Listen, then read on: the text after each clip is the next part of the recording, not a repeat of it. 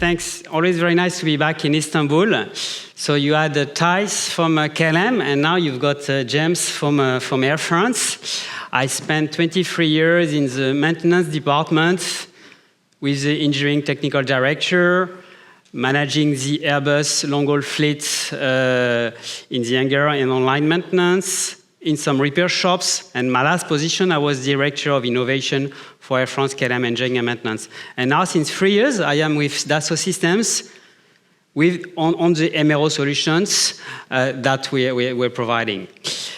And when I was at Air France, two important topics, and you know them: improve aircraft availability. That's what we need to do as an operator. It's also true for the defense, where the availability is very low. So less technical delays, less cancellations. That's what you want when you operate an aircraft, an asset, an engine. And of course, you want to reduce your maintenance costs. That's the two main objectives operators have. And today, we see that there's a business shift. We see that the business model is going more and more with flight per support contract from the OEMs to support the operators. And for this support contract to be efficient and provide value, the process needs to be transformed. Today, the industry is still traditional. I know I've been in the industry. I know we still have a lot of paper in the hangar. We still need to transform ourselves.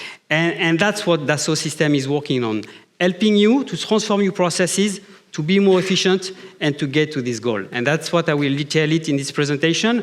We'll have very nice demos after, which will explain you a bit better what we do, but I will explain you really the main advantage is to link what we do on execution with the technical referential, and that's valid for new legacy aircraft developed on new program developed on the platform, but also legacy aircraft, which has not been developed on the platform.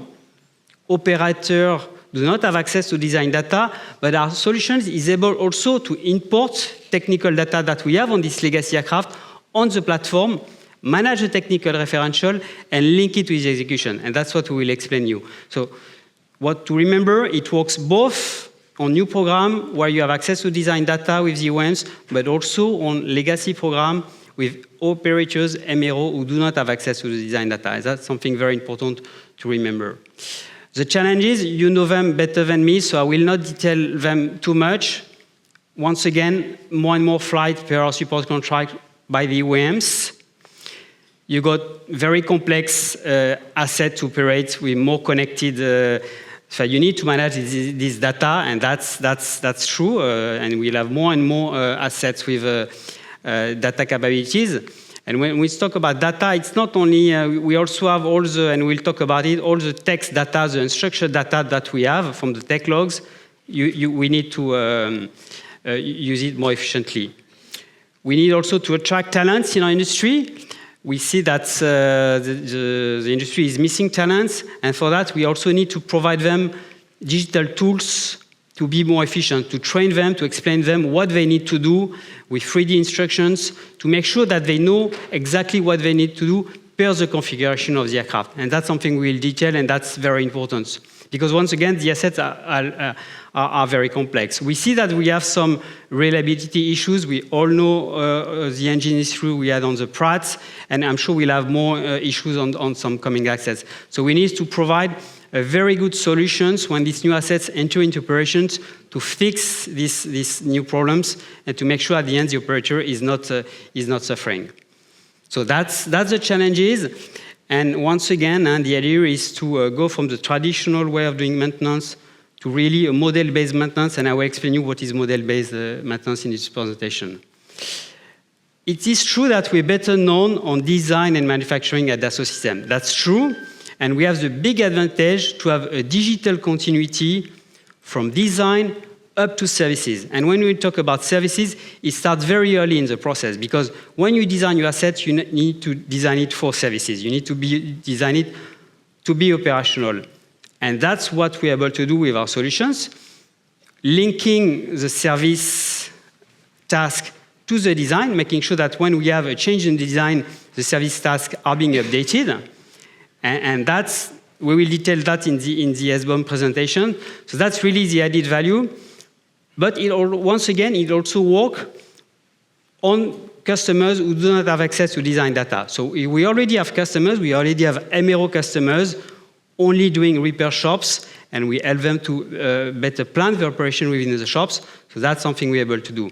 But it's true that the additional value that we bring, connecting everything, that's what you have the big plus. So we are working with airlines. Thijs explained it very well before on the ground operations, but also on the MRO, and I will explain you that. This loop is important because it links what we do. It links the technical referential that we managed to develop, once again, linked with the design, but also the technical referential you get with the aircraft maintenance manual, all the maintenance data, you can import it on this technical referential because you need to manage it. You need to develop repairs, you need to make sure that you have a traceability, and making sure that this technical referential is what you do on the execution. Linking both is very important to make sure that the technician at the end is doing exactly what he needs to do per the configuration of the aircraft, and that's what we're able to do. And of course, before you go to execution, you need to develop the work scope, you need to take data from the field, operational data, to make sure that you have exactly the task you need to perform. I will explain you that. We need to plan it. We've seen it before and you will see it later. You need to plan the workforce. Everything has to be connected to bring the real value. So we will detail every step, and I will come back to that because that's very important. What you need to remember is making sure that the execution is done according to the correct technical referential, making sure that the technical referential is exactly what you need to do on your asset. Once again, to improve aircraft ability, decrease maintenance costs, so select the right task. That's very important because that's your maintenance cost, and you have this connection. So if we come back to the first, that's maybe more a niche, but that's where we come from. We come from design. And today we have many customers using CATIA or SolidWorks to do all the modification on your assets. So it's a new design. You need to develop a modification on your aircraft. And for that, we have the platform. We have the 3D CAD model. And that's working very well. We have SolidWorks. It's also used, I know, by Turkish Technics. So according to the needs you have, we have the different solutions, either the CATIA when you have real modification or something more simple. So we do that on the asset. We do that also for tool design. You need to develop tools. So for example, with United Airlines, they're using our solutions to develop repairs, to develop tools. And that's the platform. They are on the cloud on the platform, also using CATIA. And that's, for them, big benefits at the end because they're making sure that there's the right tools for their MRO operations. So that's for, let's say, big OEMs, large MRO, large airlines who have this capability internally. And we need to perform that, and that's what we do with them. Air France is also was an old customer using CATIA and the old solutions, and now they're moving to the platform. So that's the first thing. What is important is, once again, the technical referential. Here I explain more what we do to develop repairs. When you need to develop a repair in a repair shop, you need to develop it according to your processes, according to your tools. So you have the service bulletin or the repair procedure from the OEMs, but you need to industrialize it according to your processes. And that's what we're able to do on the platform to make sure that at the end, the instructions which will come from this technical referential are the correct one with all the traceability, making sure that you have one single referential, and that's what will be pushed to the execution. This technical referential also can come directly with a link with the design when you have access to the design data, and that's valid for the OEMs. So that's very important because at the end, it's what makes the maintenance cost, making sure you have the right task. And we go all the way to MSG-free analysis, making sure that and we will detail it later, on product support analysis, we select the right task according to the objective you want on your assets. Your asset is operating within the field. You have data. You have all the sensor data that modern aircraft and engines are emitted. You also have all the text logs from the pilots, from the technicians, and all this data needs to be analyzed. Today, the technology is using artificial intelligence. The technology enables you to transform unstructured data into meaningful data to take the right decisions, either for predictive maintenance, either to add the right task on the maintenance work scope to make sure that at the end, your aircraft is operated as you want. That's what we do with Dassault Aviation on the Rafale. We managed to improve the availability by 10%, so it's a great result. It's something that will be developing more and more, and on the Rafale, the Rafale was developed once again on all legacy aircraft. So we don't have the digital continuity, but we still have saving using these analytic solutions to make sure that we increase the availability of the aircraft. So sensor data, we link it with the referential, we link it with, in fact, we linked more than 50 sources of data to give to the user the right information to make the right decisions. And that's what we're able to do. Once you have this data, and that's something I will not add it to you, it's something new that we're developing, you need to have the right work scope. A work scope, you have an aircraft coming in your hangar in 1 month, you need to select exactly the right task that you need to perform. And for that, the process today is very manual.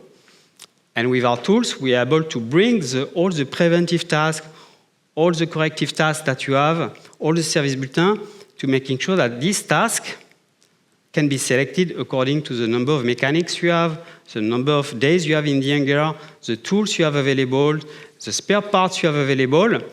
And we can make simulations on the maintenance cost, comparing different maintenance scenarios to make sure we select the right one when you have different options.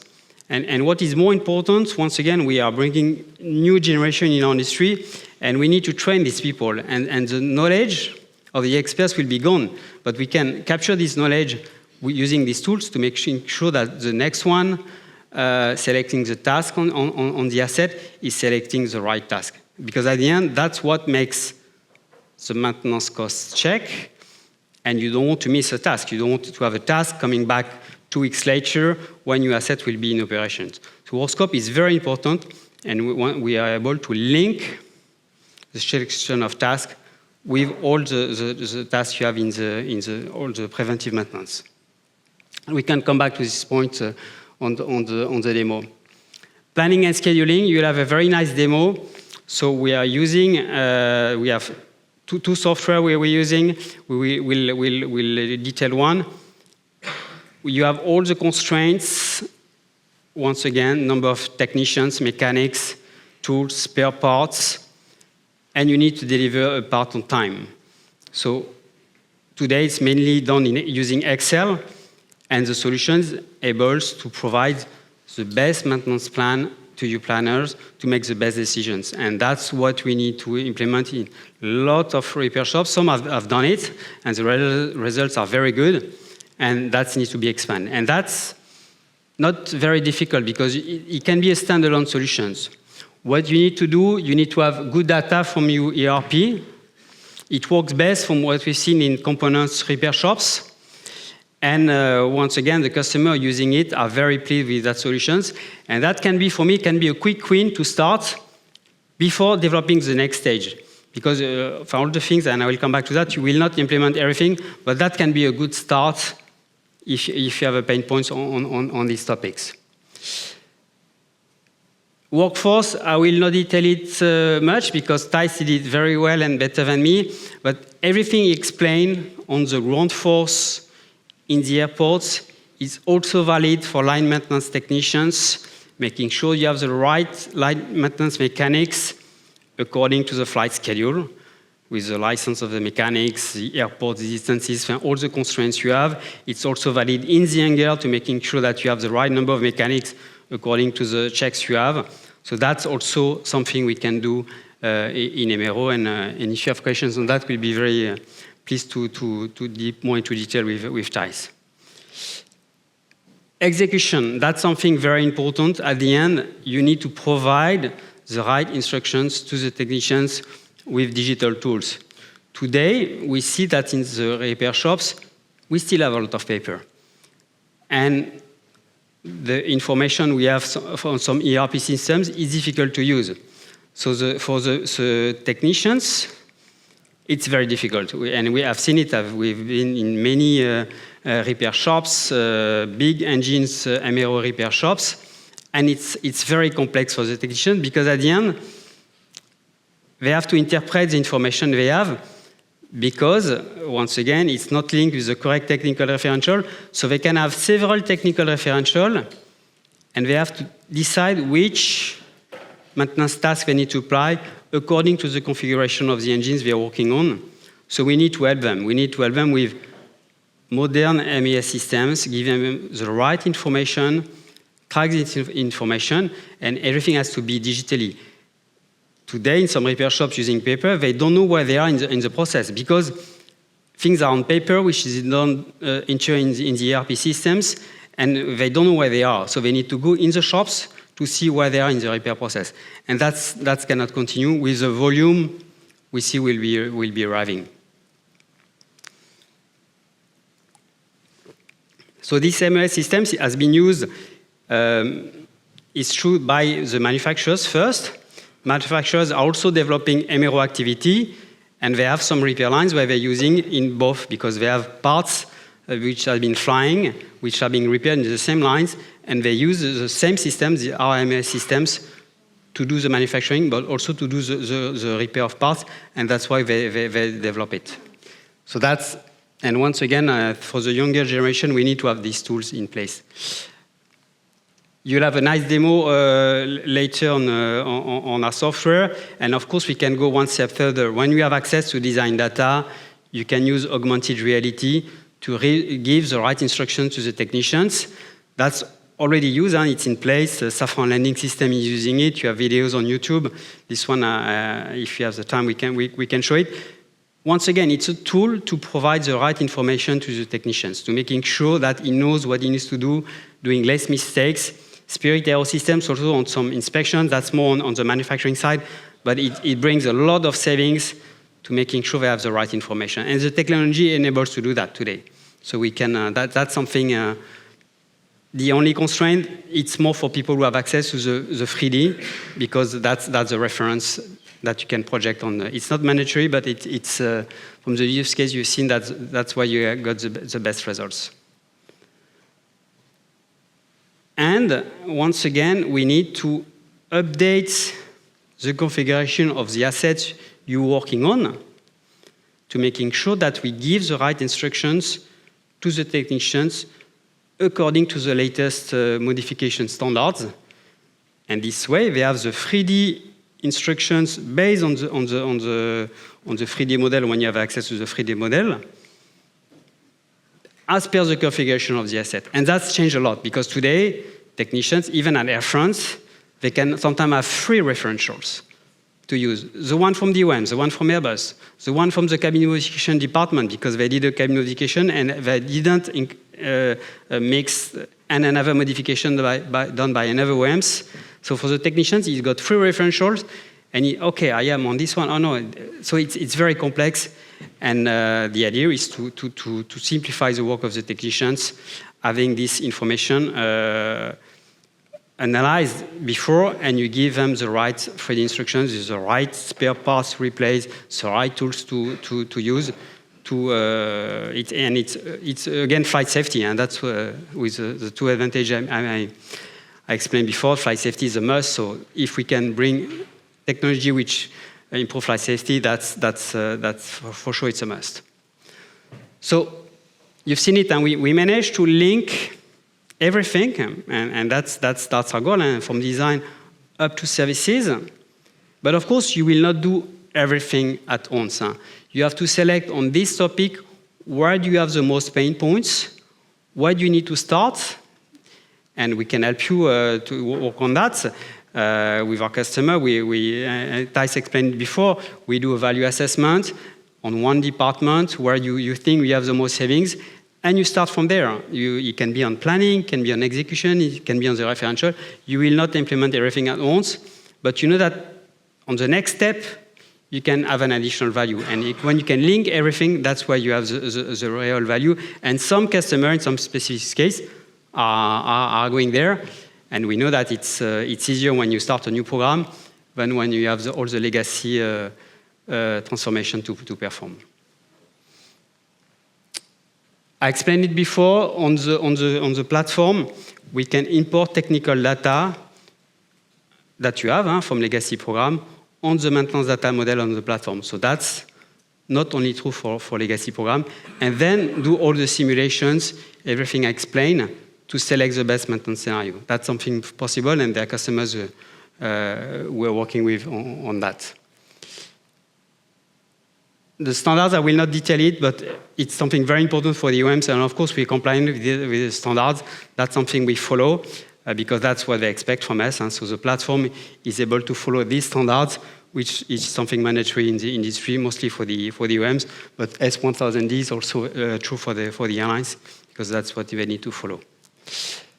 I will not detail it, but I have another demo, and it's a live demo, but maybe if you have some questions, we can look at it during the break, where we can show you, because that was videos, but we have all the live presentations. I can show you one or two. On the when I talk about the maintenance work scope here, we have the real solutions to explain you what our solution is able to do to run different maintenance scenarios, compare the options, and select the best one.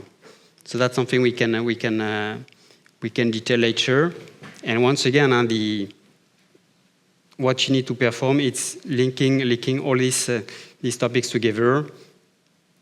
The next topic I didn't mention in service support, that's also something we could implement from the OEMs. Lots of OEMs receive a lot of requests from their customers, and we can analyze all these in-service requests, because artificial intelligence is able to classify the information, sometimes making sure that you find automatically the correct answers. And you technicians, you engineers, can spend time on the real additional added value task, and not just looking at the task in the maintenance documentation. That's what the technology is able to do now. And with, once again, more and more assets, more and more users, you need to implement this technology to be more efficient and to making sure you give the right answers to the customer at the end. So I didn't have time to show all of this, but once again, we will be very pleased to detail it more after the break. And to finish, because I think I'm nearly there, that's the takeaways I think you need to remember. And once again, see where you have the most pain points.